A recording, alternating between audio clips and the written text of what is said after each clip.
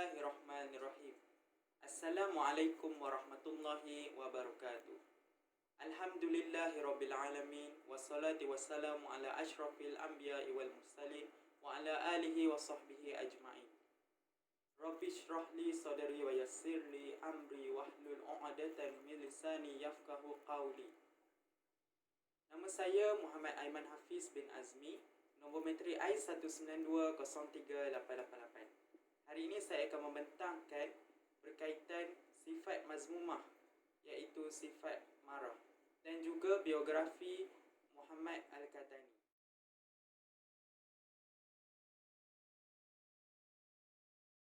Seterusnya kita masuk kepada definisi marah. Marah adalah sifat yang berlaku kepada diri seseorang akibat emosinya yang terganggu.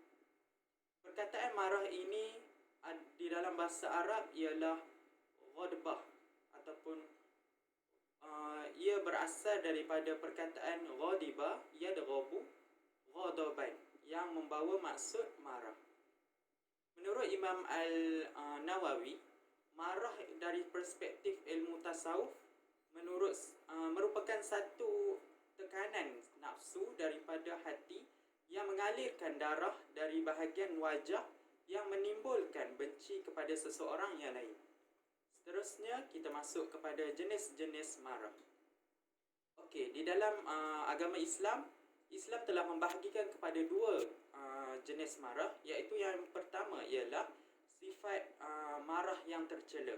Yang mana marah yang tercela ini adalah seseorang itu mempunyai sifat marah di dalam dia melepaskan dendam dan juga perasaan benci.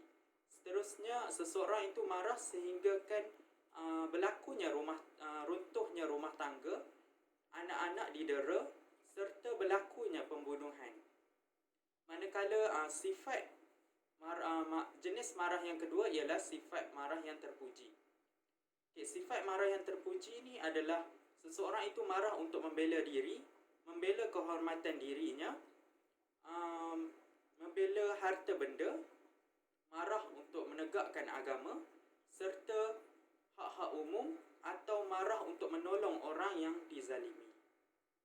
Seterusnya kita masuk kepada faktor-faktor yang menyebabkan berlakunya marah. Yang pertama ialah tekanan perasaan, yang mana contohnya pelajar yang rasa terbeban dengan pelajarannya sering melepaskan tekanan perasaan atau marah mereka dengan contohnya mereka menunggang kenderaan mereka dengan laju.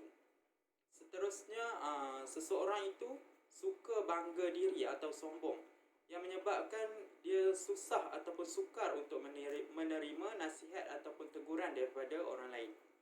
Seterusnya, suka membuat fitnah, yang mana seseorang itu suka membuat fitnah menyebabkan orang lain berlakunya perasaan marah dan membencinya.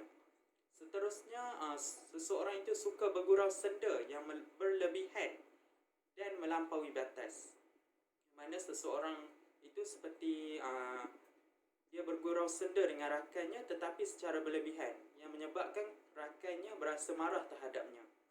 Seterusnya, tamak kepada harta dan pangkat.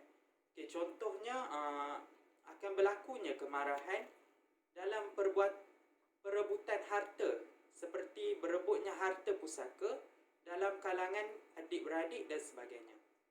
Seterusnya, kurangnya pengetahuan agama dan sentiasa mengikut nafsu amarah, yang mana apabila kita kurangnya pengetahuan terhadap agama, ini akan membuat seseorang itu tidak mengetahui marah itu adalah salah satu daripada sifat mazmumah.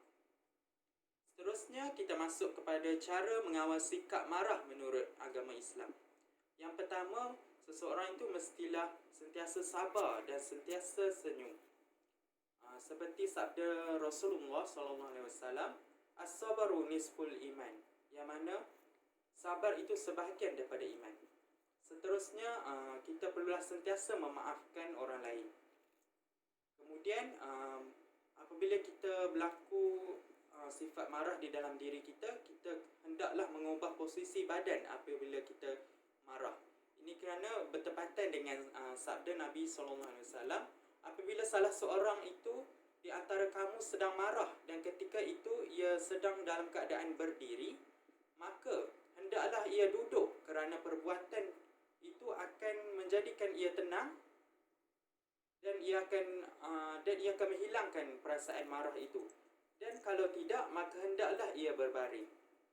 Seterusnya, untuk mengelakkan ataupun mengawal marah ini juga, kita perlulah menunaikan solat seperti solat fardu dan juga solat-solat sunat. Ini kerana solat ini merupakan salah satu benteng untuk mengawal kita daripada melakukan kejahatan serta mengawal kita daripada mempunyai perasaan marah.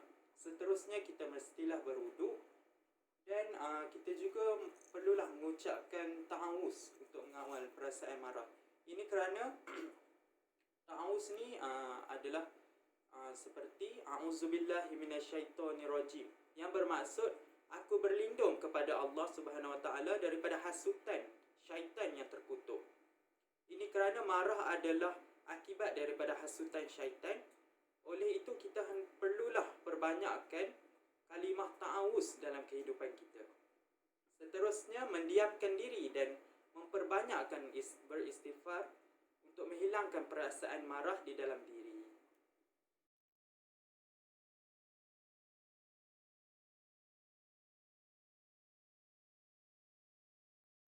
Seterusnya kita masuk kepada biografi Muhammad Al-Qahtani.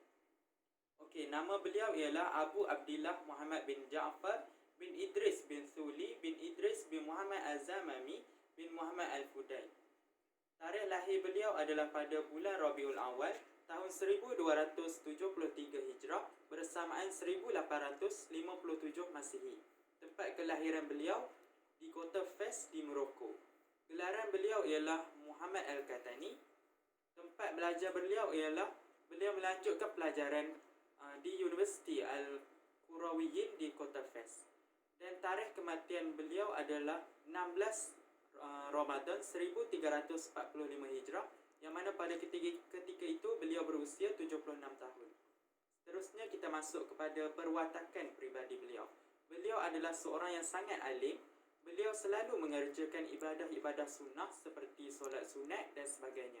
Beliau juga selalu tepat dalam menunaikan solat fardu dan sentiasa berjemaah di masjid.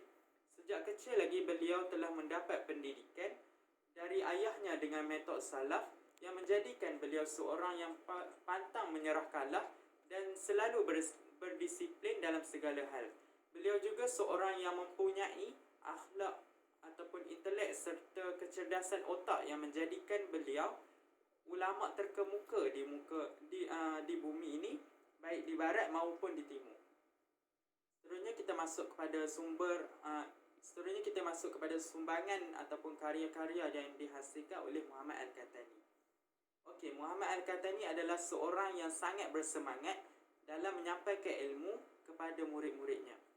Hobi beliau juga suka menulis. Beliau telah menulis lebih 80 penulisan yang telah dihasilkannya.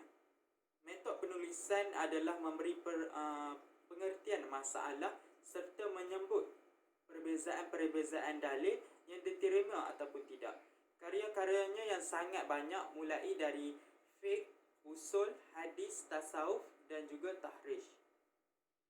Antara karyanya ialah Nas al-Mutanassir fi al-Hadis al-Mutawatir, Al-Di'amah fi al-Ahkam al-Imamah, Al-Risalah al-Mustatahraf, Al-Maulid al-Nabawi, Salwah al-Anfas fi al-Tarajumi, Ulama al-Fasi, Al-Nubdah al-Yasirah, Al-Nafi'ah fi Tarajum fi Rijal al-Usrah al-Qataniyah.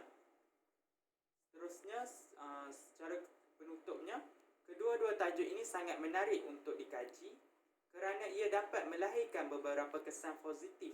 Antaranya, ia dapat menambahkan lagi pengetahuan kita di dalam ilmu, membuatkan pembaca lebih mengenali ahli-ahli tasawuf pada zaman dahulu, serta secara tidak langsung memupuk semangat ingin mengkaji dalam kalangan umat Islam, dapat membentuk akhlak seseorang ke arah yang lebih baik, dan juga dapat menyatukan umat Islam agar tidak berpecah belah. Sekian saja. Wabillahi taufiq wal hidayah. Wassalamualaikum warahmatullahi wabarakatuh.